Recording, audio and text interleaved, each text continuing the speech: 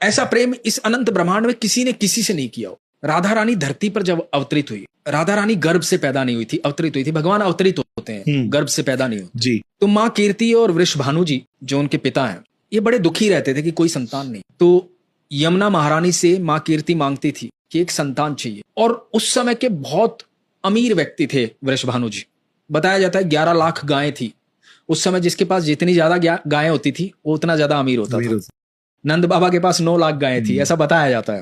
तो वृषभानु जी बहुत अमीर थे, राजा थे उस समय वहां के, संतान नहीं थी, दुखी थे। तो एक दिन माँ कीर्ति सुबह स्नान करने गई तो देखा कि यमुना महारानी जिस तरफ बह रही है उसके विपरीत में एक कमल का बड़ा फूल बहता हुआ आ रहा है। तो बड़ी अचंभित बात थी कि विपरीत दिशा में बहता हुआ कमल का फूल कैसे आ रहा है सुबह सुबह।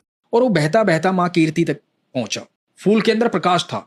तो माँ कीर्ति देखती रह गई, डर गई, घबरा गई कि ये फूल के अंदर किस प्रकार की रोशनी है। तो जब माँ कीर्ति के पास वो फूल पहुंचा, सूरज की पहली किरण आई और वो फूल खिल गया, उसकी पत्तियां खुल गई। और पत्तियां जैसे ही खुली तो अद्भुत तेज लिए हुए अनंत ब्रह्मांड की सर्वेश्वरी वहां पर विराजमान राधा रानी, लाडो रानी उस कमल के फूल में। देख करके माँ कीर्ति पागल हो गई, गोदी में उठाया राधा रानी, बड़ी अचंभित थी। कोई शब्द नहीं आ रहा था मुंह में, सूझ नहीं रहा था ये हो क्या रहा है। इतने दिनों से यमुना महारानी से मांग रही थी मैं, मुझे संतान चाहिए, संतान चाहिए। दौड़ी दौड़ी वृषभानु जी के पास गई, सुनो हमें यमुना महारानी ने संतान दी है, ये देखो कौन आया है। और वृषभानु जी ने जब देखा लाडो रानी को, वृषभानु जी भी पागल हो गए, जोर जोर से चिल्लाने लगे, हमारी पुत्री आई है, हमारी पुत्री आई है। पूरे महल में कह दिया उत्सव मनाओ, हमारे यहाँ पुत्री आई है। उत्सव की तैयारी की गई। कुछ देर बाद पता लगा कि बच्ची जो है आंखें नहीं खोल। थोड़े चिंतित हो गए वृषभानु, पल भर के लिए चिंतित हुए। फिर कहा कि कोई बात नहीं, ये जैसी भी है हमारी बच्ची है।